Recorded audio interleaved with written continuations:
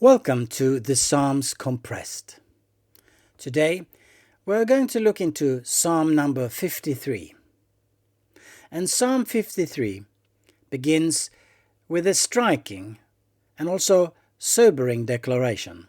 It says, "The fool says in his heart, there is no God." The Bible's understanding of atheism is not just intellectual, but also moral and spiritual. The fool described here is not necessarily someone lacking intelligence. No, rather it is someone who chooses to live as if God does not exist, regardless of what they may claim intellectually. Before we go on, let us read through Psalm 53. The fool says in his heart, there is no God. They are corrupt, doing abominable iniquity. There is none who does good. God looks down from heaven on the children of man to see if there are any who understand, who seek after God. They have all fallen away. Together they have become corrupt. There is none who does good, not even one.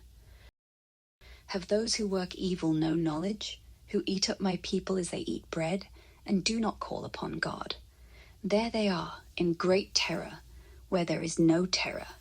For God scatters the bones of him who encamps against you. You put them to shame, for God has rejected them. Oh, that salvation for Israel would come out of Zion.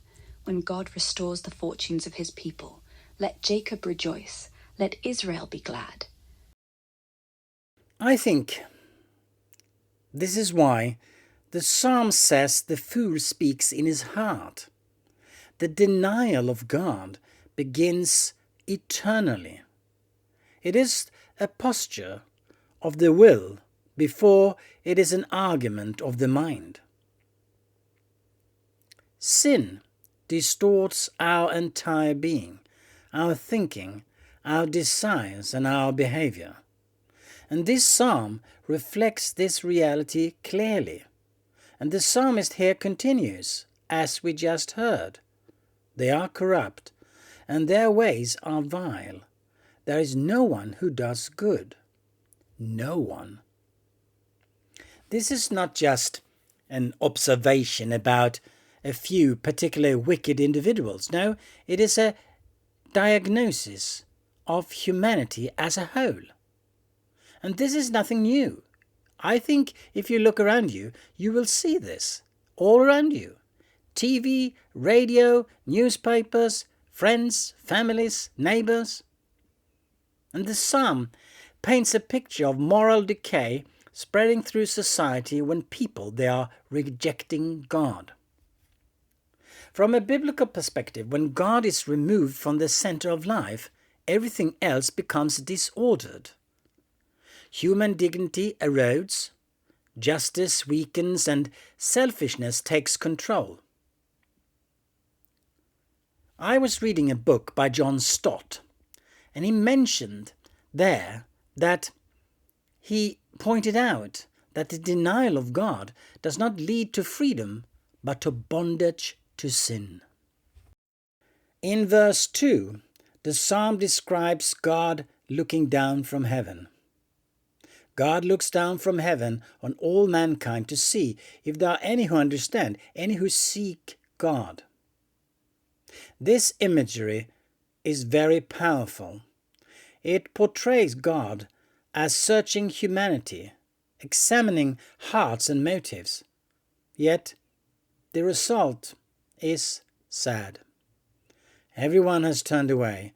All have become corrupt. No one naturally in a way seeks God. Left to ourselves, we often drift away from him. And this truth can feel uncomfortable. Modern culture prefers to believe that humans are essentially good and merely just improvement or education. But Scripture tells a deeper story. You see, our problem is not just ignorance, it is rebellion. And yet, recognizes our sin is actually the beginning of hope. The gospel only becomes meaningful when we fully understand the depth of our need. And Psalm 53 also describes the social consequences of rejecting God. Do all these evildoers know nothing? They devour my people as though eating bread. Sin is never just private. It alarms harm to everyone, to all around you. When people live as God does not exist, they in a way begin to exploit and oppress one another. Sin in a way destroys community. You see, pride, greed and selfish ambition lead people to treat others as objects rather than neighbors. But the psalm also shows that God sees this injustice. He is not indifferent to suffering or oppression. In verse 5, the psalm turns toward divine judgment and deliverance. Those who oppose God's people are struck with fear because God stands with the righteous. And this reminds us that evil does not ultimately triumph. Throughout history we have seen, it may seem as though corruption and injustice are winning, but the Bible's message is very clear. God will intervene. God's justice is both a warning and a comfort. It warns the wicked that their action will not go unanswered, but it comforts the faithful by assuring them that their suffering is not forgotten.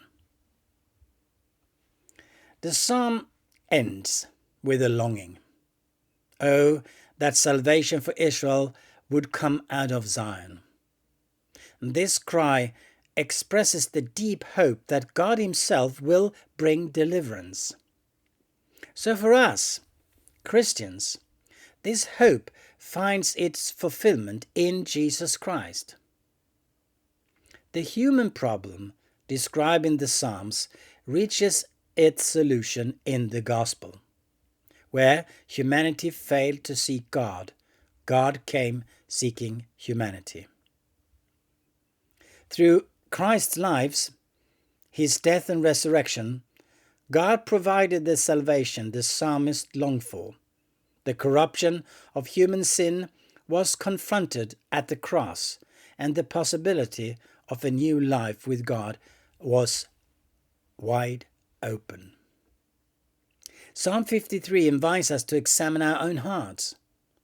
We may not openly, publicly deny God, but we can still live as though He are absent, making decisions without seeking His will, trusting our own wisdom rather than His. And the psalm calls us to humility.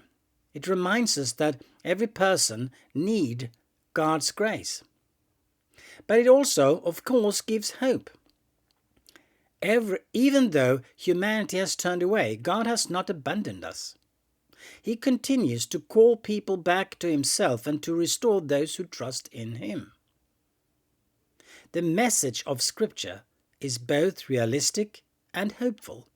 It tells the truth of human sin, but it also reveals the greater truth of God's redeeming love.